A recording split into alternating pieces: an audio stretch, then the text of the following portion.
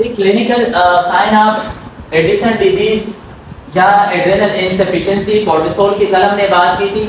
अगर फरामरिकाज हो तो फरामरिकाज के अंदर कोर्टिसोल के हार्मोन की मिकदार भी कम होती है, तो हमें कोर्टिसोल वाले क्लिनिकल मैनिफेस्टेशन भी मिलते हैं जो कल हमने पढ़े।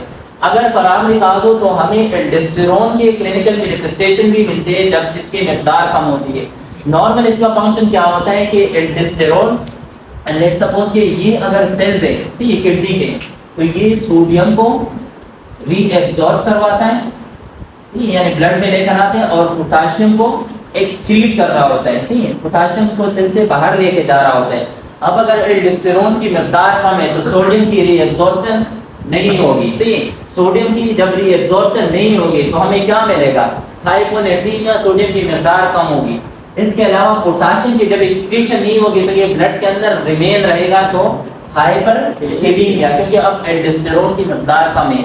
इसके अलावा अगर इनदर सेल की बात करें, ये क्या कर रहा होता है कि बाइकार को रीएब्सॉर्ब करता है, यानी ब्लड के अंदर शामिल कर रहा होता है, और प्रोटॉन को यानी एसिड को बाहर निकाल रहा होता है।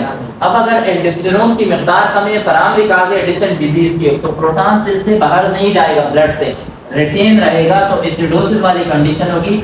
और बाइकार की रीएब्सॉर्प्शन एल्डोस्टेरोन की मौजूदगी में होती है। अगर एल्डोस्टेरोन नहीं है या कम है तो बाइकार की रीएब्सॉर्प्शन नहीं होगी। Overall effect metabolic acidosis. अगर एल्डोस्टेरोन की मिकदार ड्रॉप है, ठीक है, तो नॉर्मली ये सोडियम को रीएब्सॉर्ब करता है और साथ में वाटर उसको फॉलो कर रहा होता है।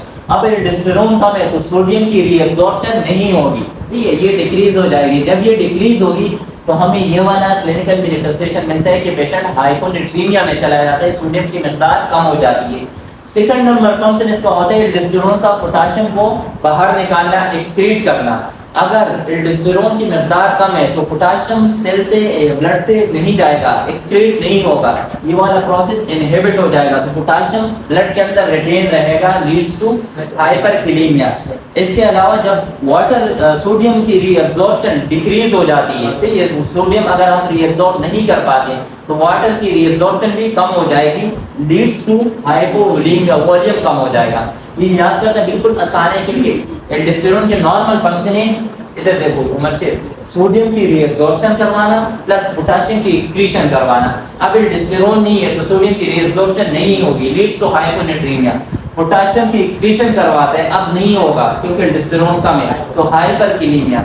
इसके अलावा इसका जब सोडियम की रीअब्सॉर्प्शन नहीं होगी तो वाटर की रीअब्सॉर्प्शन भी नहीं होगी, वाटर कहाँ जाएगा, एक्सक्रीट होगा, ठीक।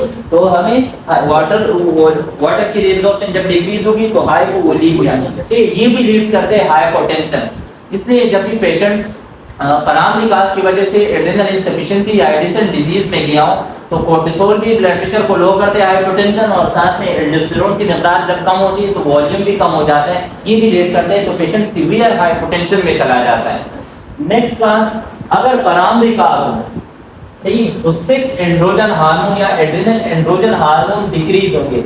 उसके हार्मोन की मिकदार जब डिक्रीज हो जाती है तो मेल के अंदर इतने सिग्निफिकेंट क्लिनिकल मैनिफेस्टेशन हमें नहीं मिलते, क्योंकि इसका काम होता है सेकेंडरी सेक्सुअल कैरेक्टरिस्टिक को एक्सप्रेस करना, ठीक है, और साथ में टेस्टोस्टेरोन हार्मोन का भी ये काम होता है, सेकेंडरी सेक्सुअल कैरेक्टरिस्टिक। तो अगर मेल के अंदर लेट्स सपोज ये एड्रेनल एंड्रोजन हार्मोन डिक्रीज है तो इसके फंक्शन टेस्टोस्टेरोन हार्मोन कर रहे होते हैं, तो मेल के अंदर हमें इतने सिग्निफिकेंट क्लिनिकल मैनिफेस्टेशन नहीं मिलते। वाइल फीमेल के अंदर अगर 6 एंड्रोजन हार्मोन की कमी हो जाती है, और वैसे भी नॉर्मली टेस्टोस्टेरोन फीमेल के अंदर कम होती है, डिक्रीज होती है, तो हमें सेकेंडरी सेक्सुअल जो कैरेक्टरिस्टिक्स होते हैं वो भी हमें कम मिलते हैं। उसके अंदर क्या होता है कि डिक्रीज एक्सिलरी के अंदर हेयर डिक्रीज होंगे, इसके अलावा प्यूबिक एरिया के अंदर हेयर हमें डिक्रीज मिलते हैं, इसके अलावा लिबिडो यानी सेक्सुअल डिजायर वो डिक्रीज हो जाते हैं, और इसके अलावा ब्रेस्ट के अंदर एट्रोफी हो जाती है, और लास्ट स्टेज में जब सीवियर हो जाते हैं तो मेंसेस साइकिल के अंदर एब्नॉर्मलिटीज आ जाती है।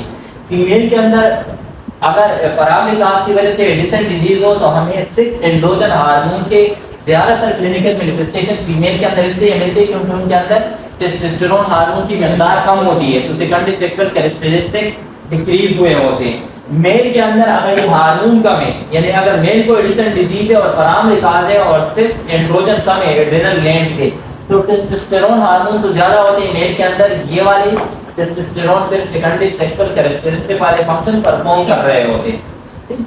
क्लियर है वो सोडियम वाला।